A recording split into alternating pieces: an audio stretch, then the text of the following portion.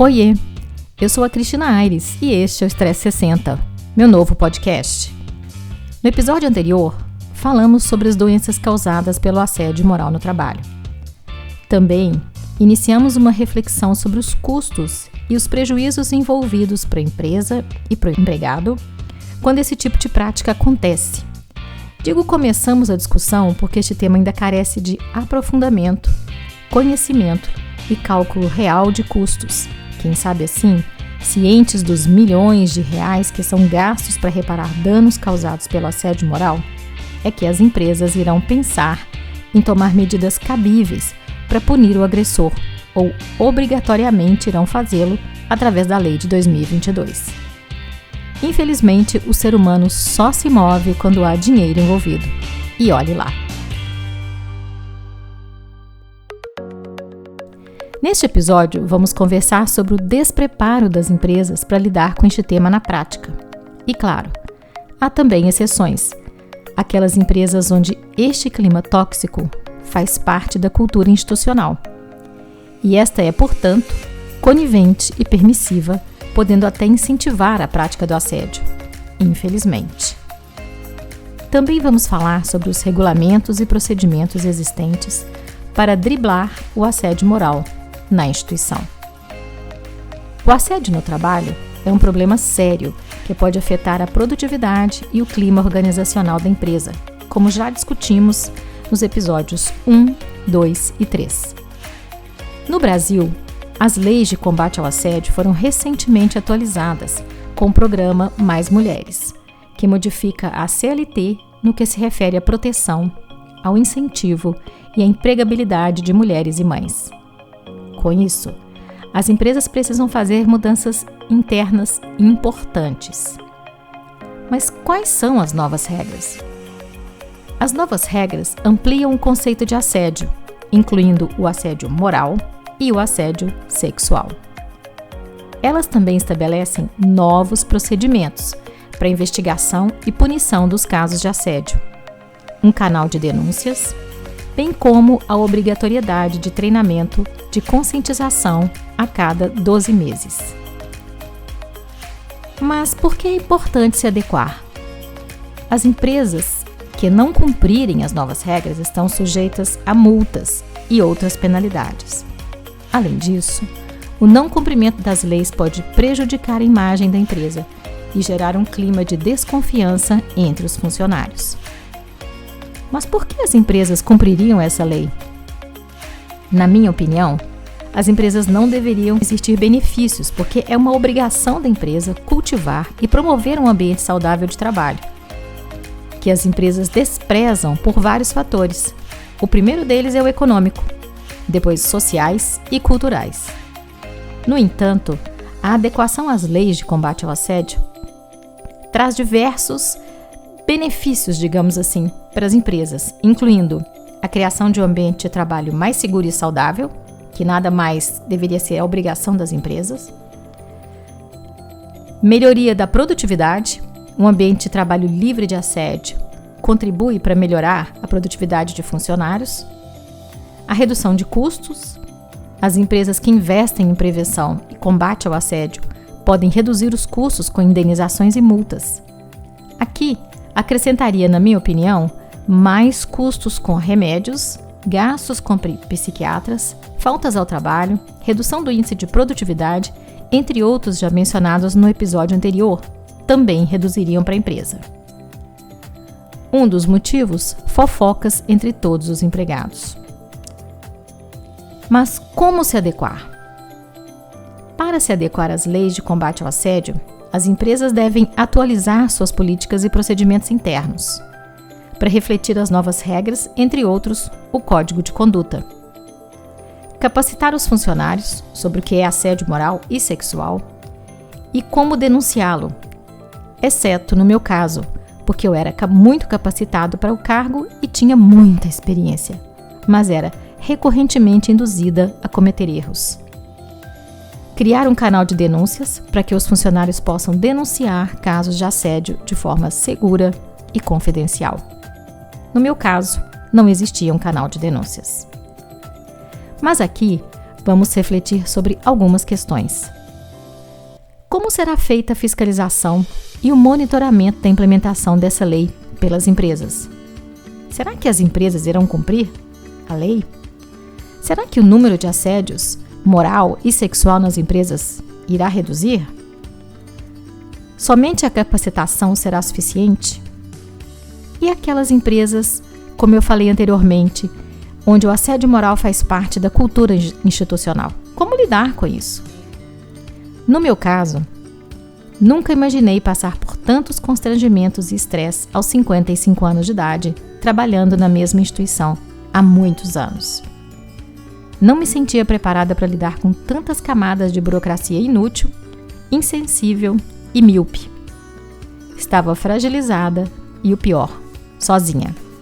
Me sentia boba, como se eu fosse culpada por sofrer assédio moral. Na tentativa de que aquele mal-estar cessasse, procurei ajuda nos canais internos institucionais.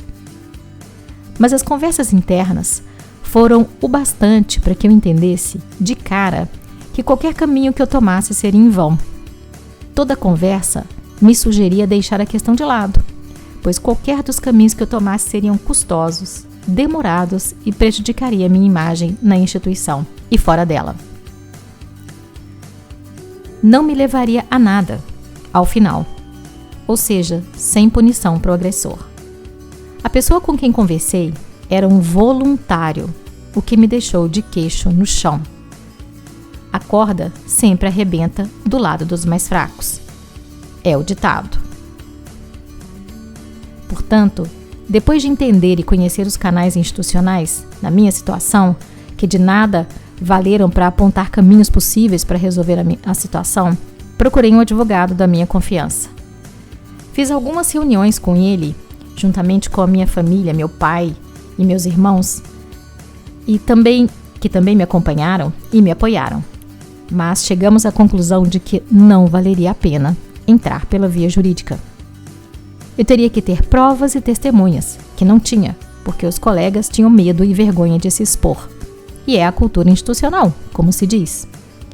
E ainda assim, se porventura ganhasse a causa, a recompensa financeira seria ínfima e o pior, nada aconteceria com o agressor.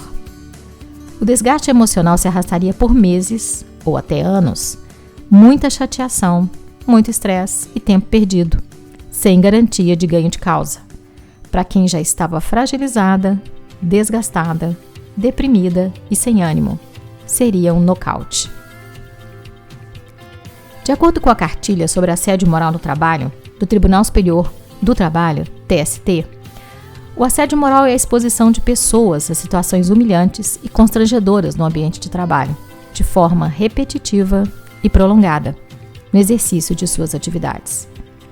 No cenário corporativo, o assédio moral emerge como uma sombra silenciosa, muitas vezes camuflada sob o cotidiano das instituições.